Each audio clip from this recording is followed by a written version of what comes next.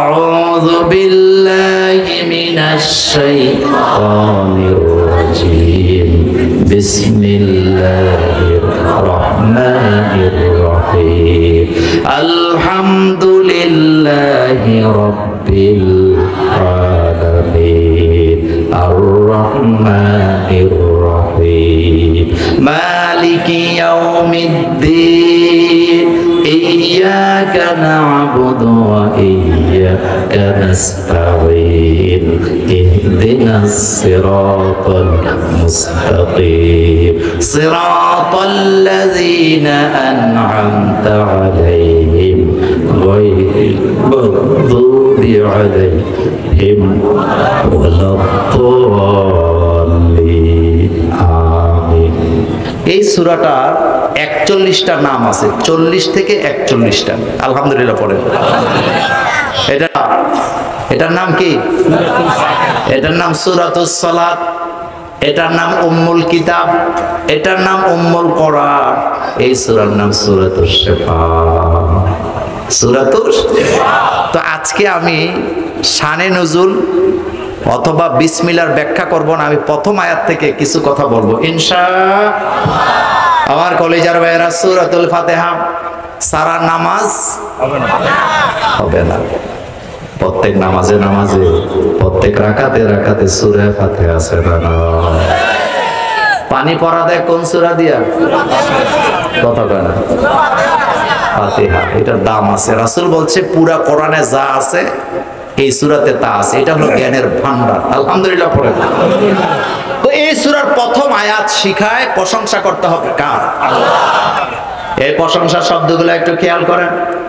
আলহামদুলিল্লাহ, বিসমিল্লাহ, ইনশাআল্লাহ, মাশাআল্লাহ, সুবহানাল্লাহ। শব্দ কয়টা? কয়েকদিন আগে দেখলাম টকশুতে এক বুদ্ধিজীবী, কি জীবী?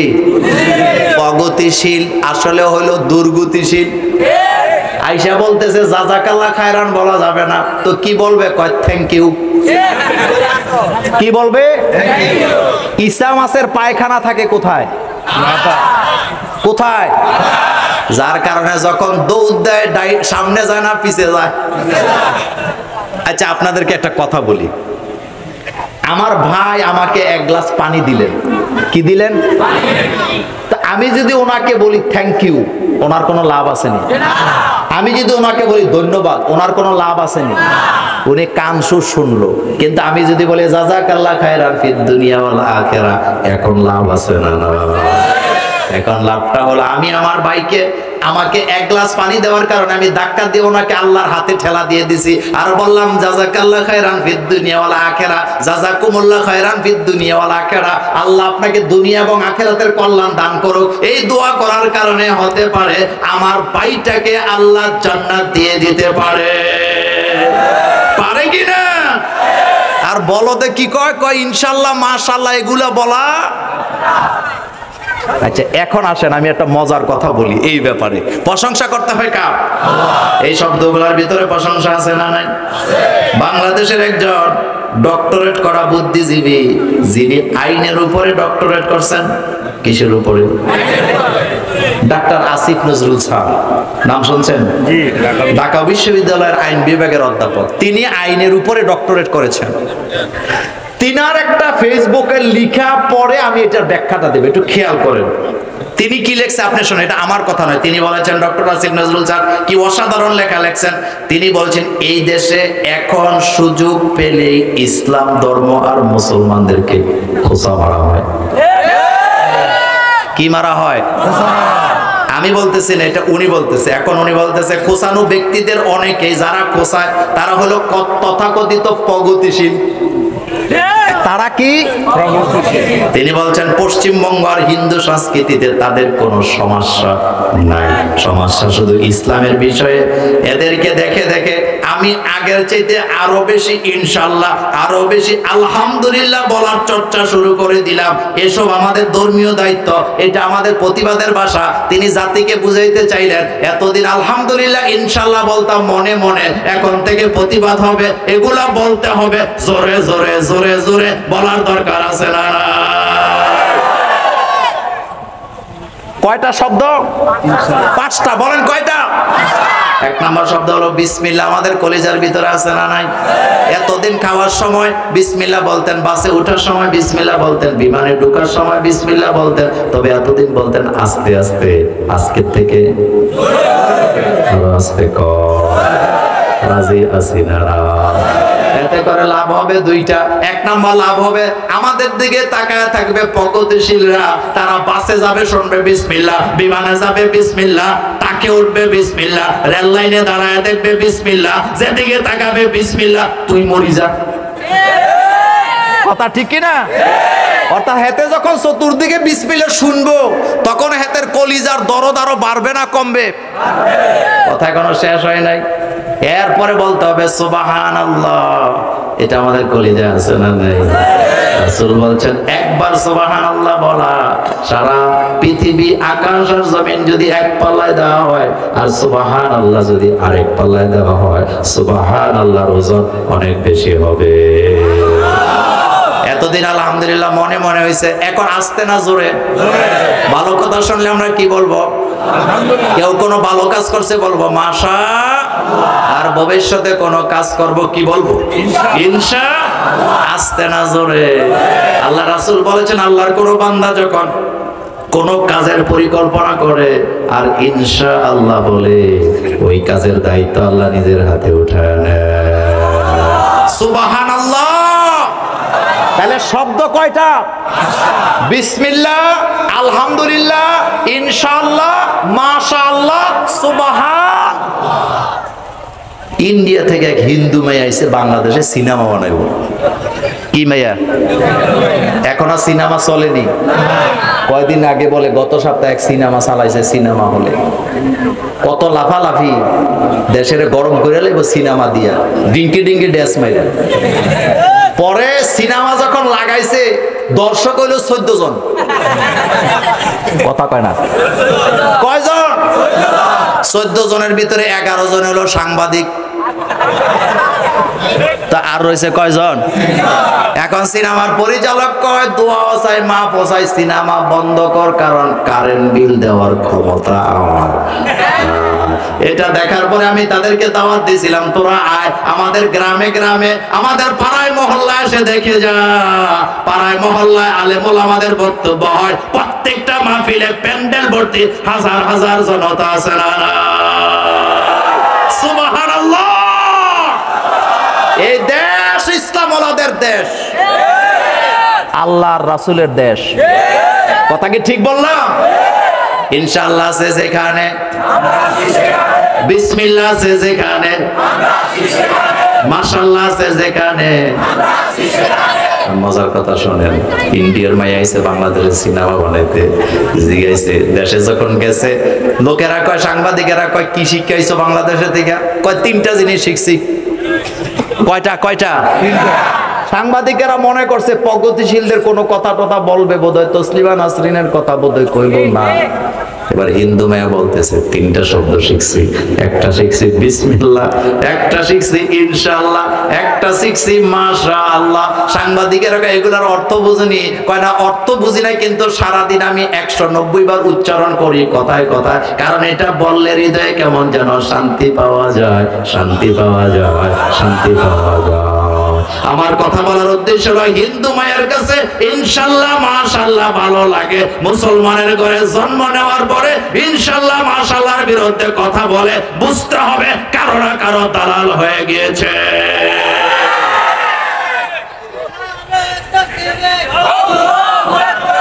আমার কলিজার ভাইয়েরা, আমার কলিজার ভাইয়েরা, আমরা মুসলমান, আমাদের জবানে আলহামদুলিল্লাহ ইনশাআল্লাহ আছে না নাই? আমাদের জবানে জবানে বিসমিল্লাহ আছে না নাই? প্রশংসা কার? এই কথাটা আল্লাহ কোরআনে বলছেন, আলহামদুলিল্লাহি রাব্বিল আলামিন। সমস্ত প্রশংসা ওই আল্লাহর জন্য যিনি রব্বিল আলামিন, সমস্ত জাহানের প্রতি। তাহলে আমাদেরকে খাওয়ায় কে? পড়ায় কে? বাসায় কে? আলহামদুলিল্লাহ বলতে হবে আমার কলিজার ভাইয়েরা। আপনারা এই হাদিসটা অনেকেই শুনছেন। হযরত ইব্রাহিম আলাইহিস সালাম তার ছেলে ইসমাইলকে বলে গেছে, ঘরের চৌকট বদলায় লাও, যার অর্থ ছিল বউ। কথা বল না কেন? আমাদের দেশে অনেকে ওয়াজ করে, কয় ইব্রাহিম আলাইহিস সালাম ছেলেরে বলছে বউ তালাক দাও, খেদমত করে নাই সেজন্য। এটা মিথ্যা কথা, এটা হয় নাই, হাদিসটা পড়ে নাই। মূল হাদিসটা ভিন্ন জায়গায়, সেটা কি শুনেন। হযরত ইব্রাহিম আলাইহিস সালাম তিনি খলিলুল্লাহ, তিনি কি খলিলুল্লাহ শব্দের অর্থ হলো আল্লাহকে খুশি করার জন্য যা করা দরকার তাই করছে। আল্লাহকে খুশি করার জন্য 80 বছরের সময় আল্লাহ বাচ্চা দিছে, সেই ছেলেকে নিয়ে মরুভূমিতে রেখে আসছে, স্ত্রীকে নিয়ে রেখে আসছে। আল্লাহকে খুশি করার জন্য নিজের দেশ ছাড়ছে, আল্লাহকে খুশি করার জন্য নমরুদের আগুনে পড়ছে, আল্লাহকে খুশি করার জন্য নিজের নাবালক বাচ্চাকে জবাই করতে গেছে কি যায় না। ছেলেকে ডেকে বলতেছে, ইয়া বুনাইয়া ইন্নী আরা ফিল মানামি আন্নী আযবাহুকা ফানজুর মাযা তারা। ও আমার ছেলে, আমি স্বপ্নে দেখলাম আমার রব আমাকে হুকুম দিয়েছে তোমাকে জবাই করার জন্য। ফানজুর মাযা তারা। ও আমার ছেলে, তুমি আমাকে বলো তোমার রায় পেশ করো, তুমি রাজি আছো কিনা। ছেলে বলতেছে, ইয়া আবাতি ইফআল। ও আমার আব্বা, আপনি তাই করেন, আপনি যা দেখেছেন সাতাজিদুনি ইনশাআল্লাহ। এই জায়গায় ইনশাআল্লাহ আছে না? আল্লাহু আকবার বলো। ইনশাআল্লাহ কোন জায়গায় ঢুকছে দেখছেন? বাপ বলতেছে, ইয়া বুনাইয়া ইন্নী আরা ফিল মানামে আন্নী আযবাহুকা। ও আমার ছেলে, আমি স্বপ্নে দেখলাম তোমাকে জবে করতেছি, তুমি বলো তোমার রায় কি। আমি আর আপনি হইলে দৌড় দিতাম, জীবনে আর বাপের কাছে যাইতাম না, হয় নানার বাড়ি নাইলে খালার বাড়ি যায় লুকায় থাকতাম, নাইলে ইন্ডিয়া চলে যেতাম। কিন্তু ছেলে দৌড় দেয় না। ছেলে বলতেছে, ইয়া আবাতি, হে আমার আব্বা, ইফআল ওয়াহিদা আমরে সিগা, আপনি তাই করেন। মা, হে বাবা, ইফআল, আপনি তাই বলেন যা আপনাকে হুকুম করা হয়েছে। সাতাজিদুনি, আপনি আমাকে পেয়ে যাবেন ইনশাআল্লাহু মিনাস সাবিরিন। ইনশাআল্লাহ আপনি আমাকে ধৈর্যশীলদের কাতারে পাবেন। আল্লাহু আকবার বলবেন না? এখানে ইনশাআল্লাহ আছে না নাই? সেই ছেলের বাড়িতে বাপ গেছে, ওটের পৃষ্ঠে চড়ে ইব্রাহিম আলাইহিস সালাম যায় জিজ্ঞেস করতে, সালাম দিছে ঘরের লোকদেরকে, আসসালামু আলাইকুম ইয়া আহলাল বাইত। ঘর থেকে জবাব দিছে, ওয়া আলাইকুম আসসালাম। ইব্রাহিম আলাইহিস সালাম বলতেছেন, ইসমাইল কি বাড়িতে আছে? নিজের ছেলের কথা জিজ্ঞাসা, পরিচয় দেয় নাই। এবার ঘর থেকে বলতেছে বাড়িতে নাই। কখন আসবে? ঘর থেকে বলতেছে জানি না। কথাগুলি বলতেছে কার স্ত্রী? ইসমাইলের স্ত্রী। এখানে খেদমতের দরকার নাই, কথা বুঝেন। এখন বলতেছে কখন আসবে? কয় জানি না। এখন জিজ্ঞেস করতেছে তোমরা কেমন আছো? এখন কিন্তু সবার কথা বলছে, তোমরা কেমন আছো? 1 বছর না বহু বছর? তোমরা কেমন আছো? জবাব দিছে বালানা। কি বলতেছে? বালানা। নোয়াখালীর ভাষায় কি কয়? বালানা। বলতে দেরি হযরত ইব্রাহিম আলাইহিস সালাম নিজের ওটের গলার রশিটা ধরে টান দিয়া রাস্তার দিকে ফিরছে। এরা শুধু এই কথাটা বলছে, চৌখটটা বদলায় ফেলতে বলবা, তাহলে ভালো থাকা যায়। এই কথা বলে 1 সেকেন্ডও দেরি করে নাই, নিজের ওটটাকে তিনি তাড়ায় দিলেন। তিনি চলে যাচ্ছেন ওট নিয়ে।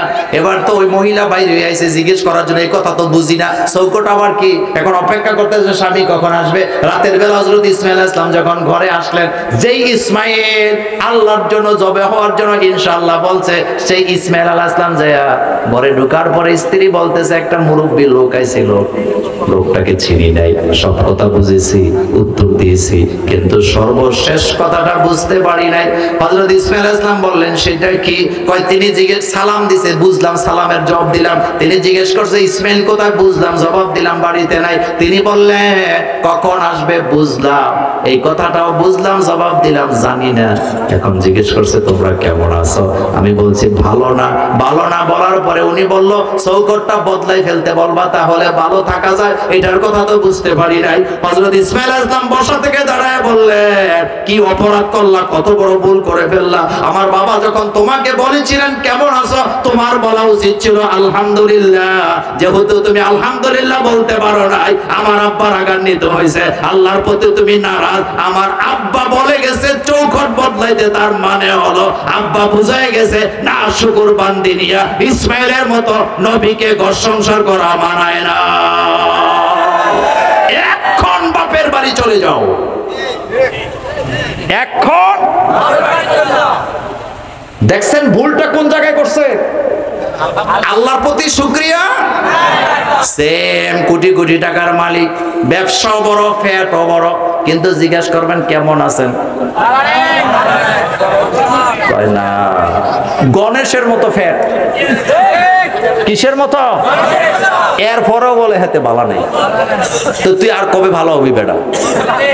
আমার কলিজার ভাইরা সব সময় বলতে হবে আলহামদুলিল্লাহ। এই শিক্ষা আমাদেরকে কে দিয়েছেন? প্রত্যেক নামাজের প্রথম রাকাতেই আয়াতটা আছে না? পড়েন আলহামদুলিল্লাহি রাব্বিল আলামিন। 100টা মামলার আসামি, খোলার জন্য মামলা হয়েছে। আপনি জিজ্ঞেস করে দেখেন জবান থেকে আলহামদুলিল্লাহ আসবে। 100 কোটি টাকার মালিক হারাম পথে কামাইছে, জিজ্ঞেস করবেন আল্লাহর নাম নাই, ডাইরেক্ট বলে ভালো নয়, এমন টাকায় আছে না? লা ইলাহা ইল্লাল্লাহ,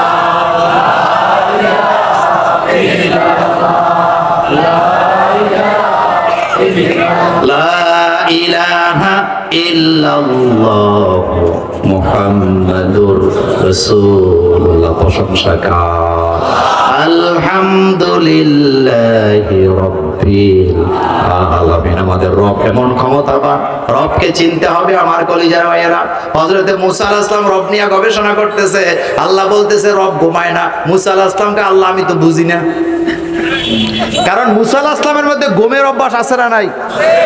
উলুল আযম পয়গম্বর, রব ঘুমায় না, এটা রবের সিফত, এটা রবের কি?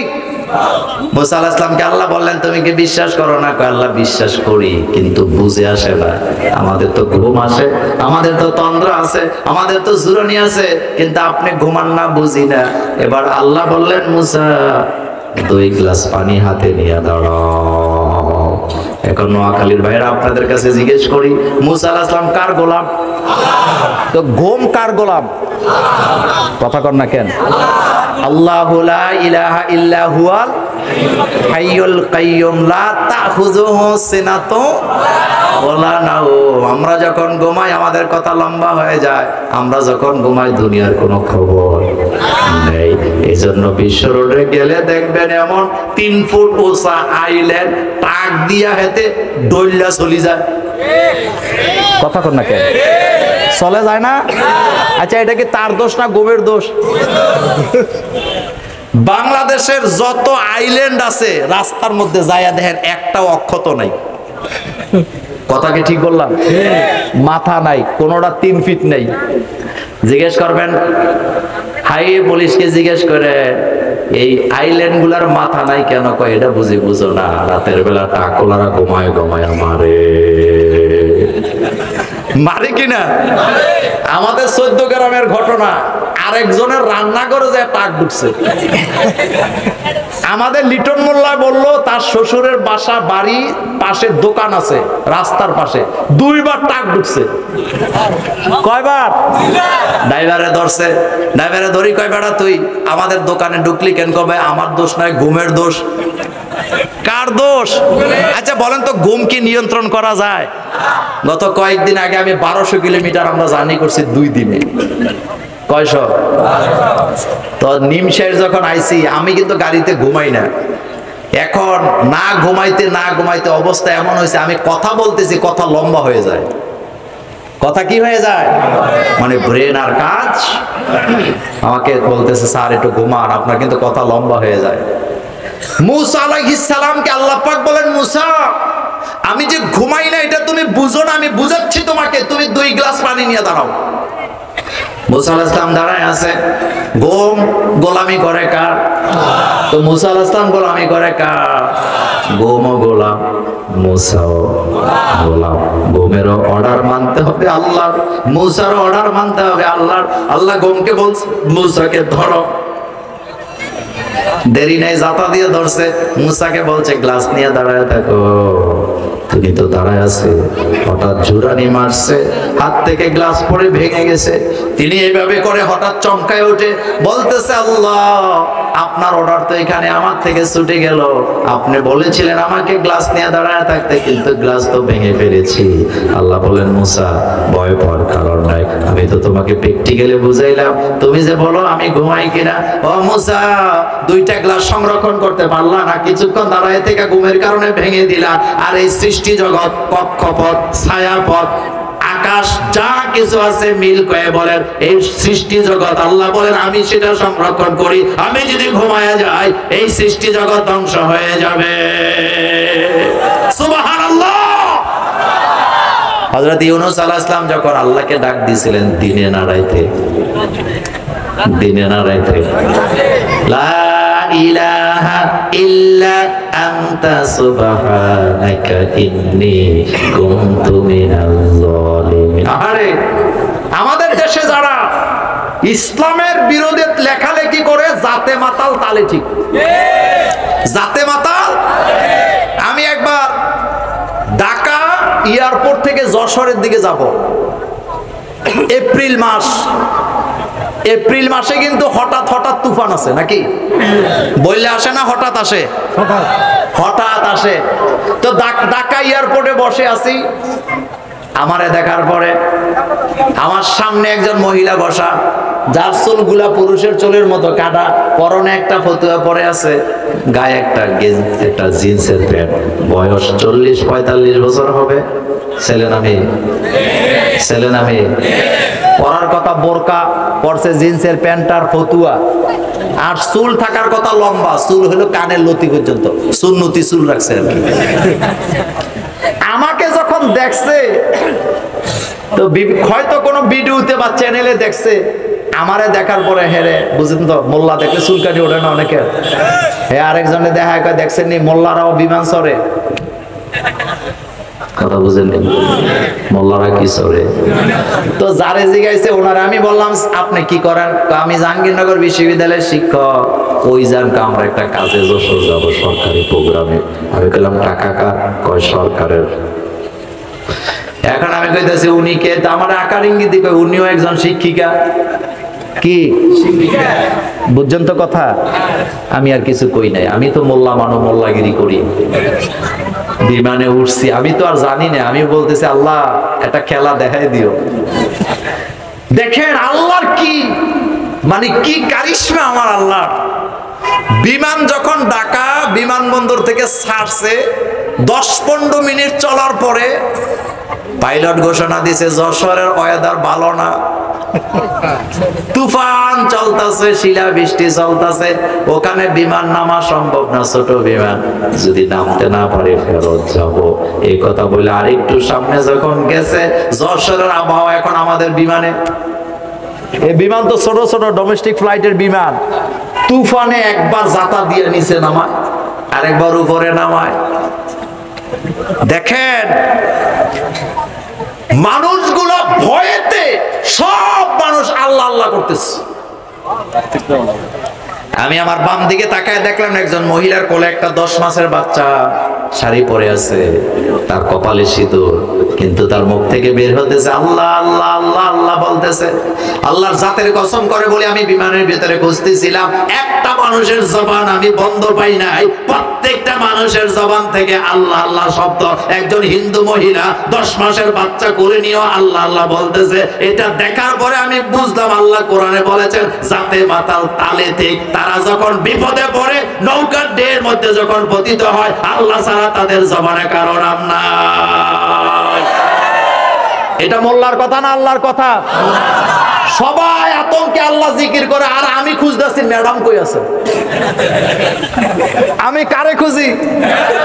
আমি যখন একটু উকি মারলাম, বিমানকে বলতেছে স্যার এখন দাঁড়াবেন না, এখন বিপদে আছি। আমি এখন এদিক সেদিক তাকায় ম্যাডাম রে খুঁজে দিই, ম্যাডাম দূরে নাই, আমার সামনে সিটে। কথা বুঝেন না? কোথায় আমার কলেজের বাইরে। এখন আমার শক্তি আরো বাড়ছে, এখন আমি 2 সিটের ফাঁক দিয়ে একটু আগে দেখতেছি ম্যাডাম কি করে। এবার দেখি ম্যাডাম জাতে মাতাল, এখন ম্যাডাম নাকের মধ্যে হাত দিয়ে খালি পড়তেছে লা ইলাহা ইল্লা আনতা সুবহানাকা ইন্নী কুনতু মিনাজ জালিমিন। এত তাড়াতাড়ি হাফেজ রফিল। বিশ্বাস করেন যারা ইসলামের বিরুদ্ধে কথা বলে জাতে মাতাল, জাতে মাতাল। আল্লাহর কাছে যাওয়া লাগে কি লাগে না? বিপদে পড়লে কার নাম? লা ইলাহা ইল্লাল্লাহ। জোরে জোরে লা ইলাহা ইল্লাল্লাহ, লা ইলাহা ইল্লাল্লাহ, লা ইলাহা ইল্লাল্লাহ মুহাম্মাদুর রাসূলুল্লাহ সাল্লাল্লাহু আলাইহি ওয়াসাল্লাম। এজন্য আমাদের দাওয়াতি কাজ বাড়ানোর দরকার আছে না নাই? কোরআনের দাওয়াত, হাদিসের দাওয়াত, ইসলামী সাহিত্যের দাওয়াত, নামাজের দাওয়াত, রোজার দাওয়াত, হজের দাওয়াত চলবে, গোপনে না প্রকাশ্যে। এত আস্তে বললে হবে না, গোপনে না প্রকাশ্যে। আপনাদের কাছে প্রশ্ন করি, আল্লাহ রাব্বুল আলামিন কোরআনে দাওয়াত খাইতে বলছে না দিতে বলছে? আল্লাহ বলছে উদউ ইলা সাবিলি রাব্বিকা বিল হিকমা ওয়াল মাউইজাতিল হাসানা ওয়াজাদিলহুম বিল্লাতি হিয়া আহসান। আল্লাহ বলছে ও আমার গোলামেরা তোমরা দাওয়াত দাও, আর আমরা মোল্লারা দাওয়াত না দিয়া খাওয়ার তালে এক নাম্বার। কারো বাপ মরছে, মা মরছে, 3 দিনেরটা খায়, 4 দিনেরটা খায়, 5 দিনেরটা খায়, 40টা খাইয়া আবার বছরে বছরে লিস্ট করে রাখছে, বছরে বছরে একবার করে খায়। অন্যের বাপ মা মরলে সমানে খায়, কিন্তু নিজের বাপ মা মারা গেছে 30 বছর হয়েছে, একদিনও কারো হাত ভিজায় না। এমন মহল্লার মোল্লা আমাদের মহাখালীতে একজন। কথা কি ঠিক বললাম? আপনি বলবেন মোল্লা সাহেব নিজের আব্বা মা মরছে, খানা নাই, অন্যের বেলায় ডেলি খান, কারণটা কি? জবাব নাই। আমার কলিজার ভাইয়েরা, আপনারা রাগ করেন না, মরা মানুষকে কেন্দ্র করে খাবার খাওয়াবেন, কিন্তু একটা কথা মনে রাখবেন, এটা সাদাকা, এটা খাওয়ার কথা গরিবেরা আর কাজ চেয়ারম্যান মেম্বারেরা। কি কথা ঠিক বলি নাই? আচ্ছা আপনি একটু প্রশ্ন করেন আপনার বিবেকে, মরা মানুষের জন্য যেটা খাওয়ায় এটা সাদাকা না? আপনি কিন্তু সওয়াবের নিয়তে খাওয়াইতেছেন, আমার আব্বা আম্মা যেন কবরে একটু শান্তি পায়, তো এটা তো সদকা করলেন আপনি। এখন আমরা যারা টাকাওয়ালা আছি তাদের সদকা খাওয়া হালাল না হারাম? তো দাওয়াতটা দেওয়ার সময় যায় বলবেন যে চেয়ারম্যান সাহেব অথবা মোল্লা ভাই আপনি তো গাড়ি টাড়ির মালিক আছেন, আমি সদাকার খানা খাওয়াবো আগামী দিন দুপুরে 3টা বাজে আমার আব্বা আমার জন্য, আপনিও খাবেন। আইবনি আসবে? আমার কলেজের ভাইরা, এই জন্য আপনাকে সতর্ক করলাম, দাওয়াত দেওয়ার দরকার আছে না? দাওয়াত দেওয়ার পদ্ধতি হলো 3টা। জোরে বলেন কয়টা? আল্লাহ বলছে উদউ ইলা সাবিলি রাব্বিকা বিল হিকমা, হিকমা সহকারে দাওয়াত দাও। হিকমার বাংলা অর্থ হলো কোরআন হাদিসের দলিল দিয়া দাওয়াত দাও। আর দাওয়াতের পদ্ধতিটাও যেন এমন হয় সবার কাছে দাওয়াত পৌঁছাতে হবে। আমি মাঝে মধ্যে আশ্চর্য হই, পৃথিবীতে কিছু দায়ী আছে, দায়ী আল্লাহ আছে, তাদের দাওয়াতের পদ্ধতি দেখলে আমি আশ্চর্য হয়ে যাই। যেমন মালয়েশিয়াতে একজন উস্তাদ আছে, তিনি শিক্ষক, টাকাওয়ালা, ব্যবসায়ী, তার নাম হলো উস্তাদ এবিট লিউ। নাম শুনছেন? কথা কয় না, নাম শুনছেন? কয়েকদিন আগেও বাংলাদেশে এসে গেছে। এবিট লিউর দাওয়াত আর মোল্লা নাজিমের দাওয়াত এক না। আমার দাওয়াত হলে আপনারা প্যান্ডেল সাজাইছেন, তাওহীদি জনতা বসে আছেন, আমি কথা বলতেছি, কিন্তু এবিট লিউ যাদেরকে দাওয়াত দেয় তাদের কাছে যাওয়ার সাহসও আমার নেই। একটা হোটেলের ভিতরে 12 জন মহিলা দেহ ব্যবসা করে খায়, হাফ প্যান্ট পরে থাকে, এবিট লিউ তাদের কাছে যায়, হোটেলে ঢুকে, হোটেলের দিকে তাদের বিপদ আপদের কথা জানে, এরপরে তাদেরকে সেখান থেকে কালিমার দাওয়াত দিয়ে এস্টাবলিশ করে দেয়, এরপরে তারা কালিমা পড়ে মুসলমান হয়। আর আমার দেশের মোল্লারা ফতোয়া দেয়, উনি হাফ প্যান্ট পরা মেয়েদের সামনে যায়। এখন আপনাদের কাছে জানতে চাই, বোরকা আগে না ঈমান আগে? শালীন পোশাক আগে না ঈমান আগে? বাংলাদেশের কোন হোটেল যেখানে দেওয়া ব্যবসা চলে, আমি মোল্লা নাজিম যদি রাতের 12টা বাজে অথবা দিনের বেলা সেখানে যাই দাওয়াত দেওয়ার উদ্দেশ্যে, পরের দিন সিসি ক্যামেরা থেকে ফুটেজ নিয়ে এরপরে ভাইরাল করে দিবে, আর নোয়াখালীর যুবকেরা কইব ও বড় বড় কথা কয়, এইটাই এইটা। কথা কন না কেন? কথা কি ঠিক বললাম? আমাদের কলিজার ভিতরে ফসা ফসা গান্দা গান্দা জিনিস আছে। মুসলিম শরীফের একটা হাদিসে আসছে, কি চমৎকার হাদিস।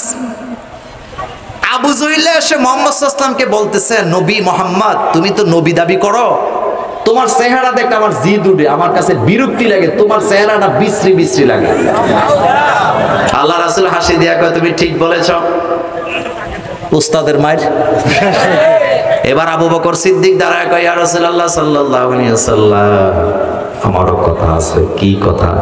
বলতেছে আকাশের নিচে জমিনের উপরে আপনার চেয়ে এত সুন্দর আমি কাউকে দেখিনি, এত সুন্দর চেহারা। আপনার চেহারা দেখলে ক্ষুধার যন্ত্রণার কথা ভুলে যায়। আল্লাহ রাসূল হাসি দিয়ে বললেন তুমি ঠিক বলেছ।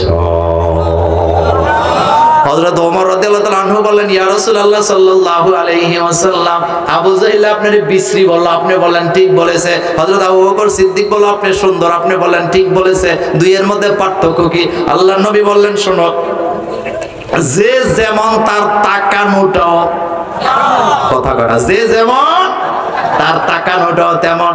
যার ভিতরটা কালো তার তাকানোটাও কালো। আবু জাহিলার ভিতর কালো, আমার দিকে কালো নজরের থাকে, তার জন্য তার কালো কালো লাগে। আর আমার আবু বকর সিদ্দিকের ভিতর পরিষ্কার, আমার দিকে পরিষ্কার নজরে তাকায়, এজন্য পরিষ্কার লাগে। ভিতর যদি ঠিক না করা যায়, কোরআন হাদিসের আলোচনা মজা পাওয়া। এই জন্য যাদের ভিতর ভালো তারা যখন আমির হামজার ওয়াজ শুনে তাদের কাছে ভালো লাগে। আমার কলেজের বাইরে, এই জন্য ভিতরটা পরিষ্কার করতে হবে। আরবিতে একটা প্রবাদ বাক্য আছে, আলমার ইয়াকিসু আলা নাফসিহি, যে যেমন তার চিন্তা চেতনাও তেমন। আমাদের মগজে আল্লাহ আছে, আমাদের চিন্তা চেতনায় আল্লাহ শব্দ আছে না। লা ইলাহা ইল্লাল্লাহ। এখন এই বিটলিউর দাওয়াতটা একটু বলি শুনেন। উনি হোটেলে একটা গেল, যাওয়ার পরে দেখলো এখানে 15 জন মেয়ে আছে যারা দেহ ব্যবসা করে খায়। এত সুন্দর করে, বলেন তো মানুষ বানাইছে কে? মানুষের রব কে? যারা খারাপ পথে চলে, আমি যদি তাদেরকে দাওয়াত না দেই, কিয়ামতের ময়দানে তারা যদি আল্লাহর আদালতে যায় বলে আল্লাহ তারা যদি আমাদেরকে দাওয়াত দিত আমরা ভালো হয়ে যেতাম, দাওয়াত দেয় না, তাহলে আমাদেরও আসামি হওয়ার সম্ভাবনা আছে না? এবিটলিও সেখানে যায়, যাওয়ার পরে তাদের কষ্টের কথাগুলো শুনে, শোনার পরে তাদেরকে বলে আমি তোমাদের কাছে ইসলামের দাওয়াত, কালিমার দাওয়াত নিয়ে আসছি। তোমরা যদি কালিমা পড়ো, ইসলাম তোমাদেরকে প্রতিষ্ঠিত করবে, নিরাপত্তা দিবে, কর্মসংস্থানের ব্যবস্থা করবে। রাজি কি আছো? তারা কয় এটাই তো আমরা চাই।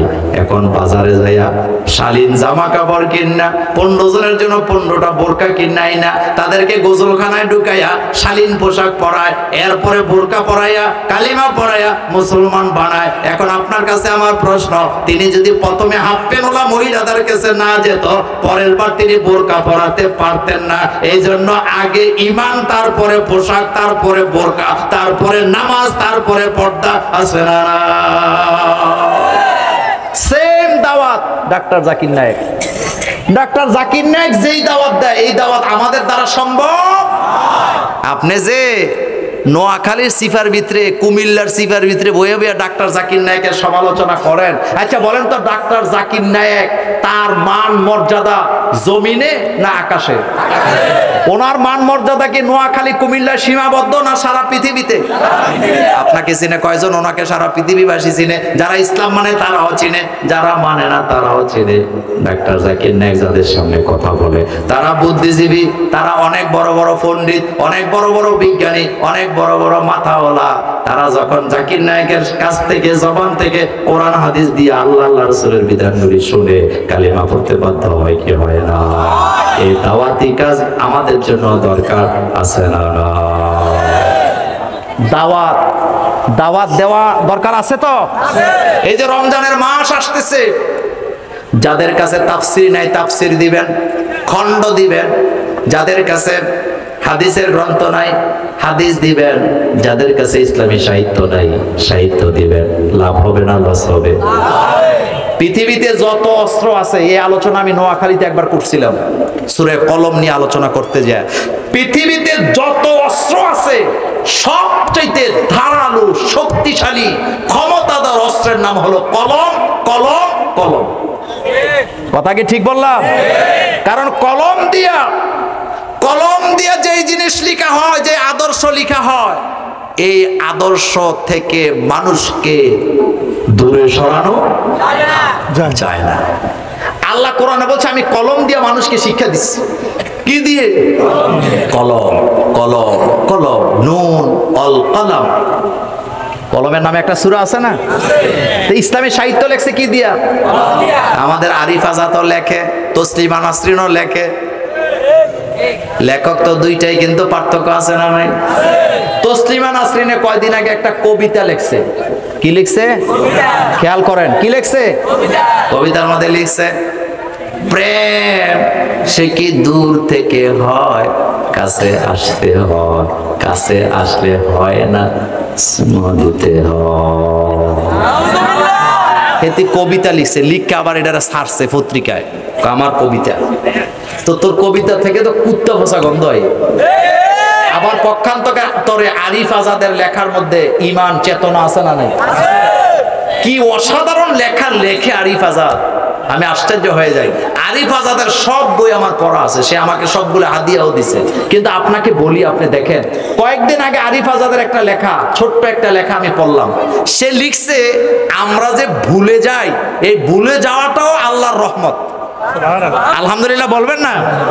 আমি প্রথমে বুঝি নাই, বুঝতে হইলে মনোযোগ দিয়ে পড়া লাগে কি লাগে না? মনোযোগ দেওয়া লাগে কি লাগে না? মনোযোগ দিলাম, কি লিখছে। পরে মনোযোগ দিয়ে পড়া দেখলাম তিনি লিখছে, আমাদের যে আব্বা মারা যায়, আম্মা মারা যায়, সন্তান মারা যায়, যেদিন মারা যায় সেই দিন আমাদের হৃদয়ের অবস্থাটা যেমন থাকে, চিরদিন যদি সেটা তেমন থাকতো, আমরা পৃথিবীতে জীবনযাপন করতে পারতাম না, স্বাভাবিক জীবনে ফিরতে পারতাম না। এই জন্য আল্লাহ রাব্বুল আলামিন আস্তে আস্তে আস্তে আস্তে আমাদেরকে ভুলাইয়া দেয়। আমার সন্তান মারা গেল, আম্মা মারা গেল, আব্বা মারা গেল, প্রথম দিন যেমন লাগছে, দ্বিতীয় দিন একটু কমছে, তৃতীয় দিন, চতুর্থ দিন, এক মাস যাওয়ার পরে স্বাভাবিক জীবন হয়ে গেছে। মাঝে মধ্যে মনে হয় খারাপ লাগে, 10 বছর যাওয়ার পরে আর খারাপই লাগে না। এই যে আল্লাহ আব্বার কথা, আম্মার কথা, সন্তানের কথা ভুলাইয়া রাখছে, এই জায়গায় আল্লাহর রহমত আছে না? আলহামদুলিল্লাহ। কি লেখা চিন্তা করেন তো, কি লেখাটা লেখছে তিনি। তার লেখা পড়লে আমি আশ্চর্য হয়ে যাই। প্রত্যেকটা লেখার লাইনে লাইনে আল্লাহ আল্লাহ রাসূলের কথা আছে না নাই? হাদিসের কথা আছে না নাই? আল্লাহ যেন আমাদেরকে বুঝার তৌফিক দেয়, আমরা বলি আমিন। তাহলে দাওয়াতি কাজ বাড়ানোর দরকার আছে তো। এখন আসেন, আমরা রমজানের কাছাকাছি আছি, ঠিক না? এটা আমার শেষ কথা। কিসের কাছাকাছি? রমজানের একটা প্রস্তুতির দরকার আছে তো। এটার ব্যাপারে একটু বলি। দেখেন, আল্লাহ পাক বলছেন, ইয়া আইয়ুহাল্লাযীনা আমানু কুতিবা আলাইকুমুস সিয়াম কামা কুতিবা আলাল্লাযীনা মিন ক্বাবলিকুম লাআল্লাকুম তাত্তাকুন। ও মুমিনেরা, তোমাদের জন্য রোজাকে ফরজ করছি, যেমন আগেও ফরজ ছিল। এর পরের আয়াতে আল্লাহ পাক বলছেন, আইয়ামাম মাদুদা, অল্প কয়েকদিনের জন্য আমি রোজা দিলাম। রোজা বেশি দিন থাকবে না, আসবে, চোখের পলকে চলে যাবে। এজন্য রমজানের প্রস্তুতির ব্যাপারে কিছু কথা বলে দিয়ে যাই। 1 নাম্বার প্রস্তুতি, বাড়িতে যে ঘোষণা দিবেন, ছেলে মেয়েকে বলবেন, স্ত্রীকে বলবেন, 11 মাস আমি তোমাদেরকে দিছি, একটা মাস আমাকে পাবা না, এটা আমি আমার আল্লাহকে দিতে চাই। কথা কয় না?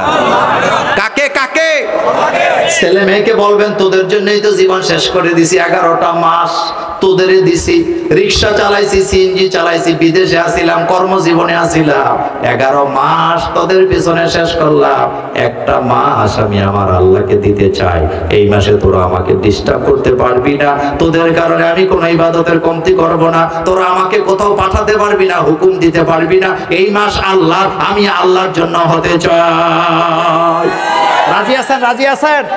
বলেন তো, রমজানের মাস কার মাস? আল্লাহ বলছেন, রমজান আমার। আমার বান্দা যখন রোজা রাখে, আমার জন্যই রাখে। আর এই রমজানের প্রতিদান আমি আল্লাহ আমার নিজের হাতে দেব। 3টা জিনিস কিয়ামতের ময়দানে আপনার আমার পক্ষ নিয়ে আল্লাহর সাথে তর্ক করে জান্নাতে নিয়ে যাবে। 1 নাম্বার, সূরাতুল মুলক। রাতের বেলা ঘুমের আগে যারা সূরা মুলক পড়ে, ঘুমের আগে যারা পড়ে, আল্লাহ রাব্বুল আলামিনের হাবিব বলেছেন, কিয়ামতের দিনে এই সূরাটা সুপারিশ করে পাঠককে জান্নাতে নিয়ে যাবে। 2 নম্বরে, যাদের নাবালক বাচ্চা মারা যায়, ওই বাচ্চাগুলো আল্লাহ আদালতের সামনে, আরশে আজিমের সামনে দাঁড়াবে, একবার সামনে যাবে, একবার পিছিয়ে আসবে। আল্লাহকে বলবে, আল্লাহ, দুনিয়াতে গেলাম, আব্বা মার চেহারা দেখে তৃপ্তি পাই নাই, খেদমত করতে পারি নাই, তুমি দয়া করে আমাকে আমার আব্বা আম্মাকে জান্নাতে দাও, আমি আমার আব্বা আম্মার খেদমত করতে চাই। একবার পিছাবে, আবার আগাবে, বারবার যাবে। আল্লাহর ফেরেশতারা তাদেরকে তাড়ায়াও দিবে না। আমরা মসজিদের বারান্দা থেকে বাচ্চাদেরকে তাড়ায়া দেই, রাস্তা থেকে তাড়ায়া দেই, সেখানে ফেরেশতারা তাকায় তাকায় দেখবে বাচ্চাগুলা দলে দলে আল্লাহর কাছে যায় বলবে, আল্লাহ আমার আব্বা আম্মাকে মাফ করে দাও, মাফ করে দাও। আল্লাহ এক পর্যায়ে বলবে, যা তোর মা বাবাকে নিয়ে জান্নাতে চলে যা। সুবহানাল্লাহ। 3 নাম্বার রাসূল বলেছেন রমজানের রোজা কিয়ামতের ময়দানে সুপারিশ করবে, আল্লাহকে বলবে, আল্লাহ তোমার এই বান্দা তোমাকে ভয় করে জীবন চালাইছে, এক বেলা খায় নাই, উপাস ছিল, পানির পিপাসা ছিল, খায় নাই। আল্লাহ আমি রোজা তোমার সামনে হাজির হলাম, আমার রোজাদার ব্যক্তিকে মাফ করে দাও। আল্লাহ বলবেন, আমি রোজার সুপারিশ কবুল করে তাকে জান্নাত দিয়ে দেব। শোনেন, সহিহ মুসলিমের হাদিস থেকে বলি, রাসূল সাল্লাল্লাহু আলাইহি ওয়াসাল্লাম বলছেন, অনেক লোকেরা জান্নাতই পাবে না, অনেক মানুষেরা জান্নাত দেখবেও না, কিন্তু জান্নাতীদের জন্য 5টা আমলের জন্য 5টা দরওয়াজা থেকে ফেরেশতারা দলে দলে ডাকবে, ও আল্লাহর বান্দারা এই দরজা তোমার জন্য, ওই দরজা থেকে ডাকবে, এটা দিয়ে আসো, ওই দিক দিয়ে বলবে এটা দিয়ে আসো, 5টা আমলের জন্য। আল্লাহ রাসূল বলেন, 1 নাম্বার দরজা নামাজীদের দরজা, 2 আমিন বাবিস সালাত, দরজাটার মধ্যে লেখা আছে এটা নামাজীদের দরজা, এই দরজা দিয়ে বেনামাজীরা ঢুকতে পারবে না। এবার ফেরেশতারা ডাকবে, ও আল্লাহর বান্দা যারা দুনিয়াতে নামাজ কায়েম করেছো, নামাজ কায়েমের আন্দোলন করেছো, এই গেটটা তোমাদের জন্য আল্লাহ বানিয়েছেন, আসো তোমরা এই গেট দিয়ে জান্নাতে প্রবেশ করো। নামাজীরা যখন এই গেট দিয়ে প্রবেশ করবে, যখন শেষ হবে দরজা বন্ধ আর খোলা হবে না। সুবহানাল্লাহ বলেন। 2 নাম্বার দরজা দান সদাকার দরজা। কিসের দরজা? 2 আমিন সাদাকা বাবি সাদাকা, সদকার দরজা থেকে ডাকা হবে, দুনিয়াতে যারা দান সদকা করো আসো, এই দরজা দিয়ে ঢুকো। 3 নাম্বার দরজা রোজাদারের দরজা, এই দরজাকে বলা হয় রাইয়ান। কি বলা হয়? বলা হবে, আসো আল্লাহর বান্দা, আসো এই দরজা দিয়ে ঢুকে যাও, তুমি এই দরজা দিয়ে ঢুকো, এটা তোমার জন্য স্পেশালি বানানো হয়েছে, এই দরজার নাম রাইয়া। নামাজিরা ঢুকতে পারবে, অন্য কেউ পারবে না। এবার ডাকা হবে জিহাদের দরজা থেকে, 2 আমিন বাবিল জিহাদ, এখন জিহাদের দরজা থেকে ডাকা হবে, ও আল্লাহর বান্দা দুনিয়াতে যারা জান আর মাল দিয়ে সময় দিয়া আল্লাহর রাস্তায় জিহাদ করেছো, এটা জিহাদীদের দরজা, মুজাহিদদের দরজা, আসো এই দরজা দিয়ে ঢুকে যাও। সুবহানাল্লাহ ভাইজি। হযরত আবু বকর সিদ্দিক রাদিয়াল্লাহু তাআলা আনহু বলতেছে, ইয়া রাসূলুল্লাহ সাল্লাল্লাহু আলাইহি ওয়াসাল্লাম, এমন কেউ কি আছে যাকে প্রত্যেকটা দরজা থেকে ডাকা হবে?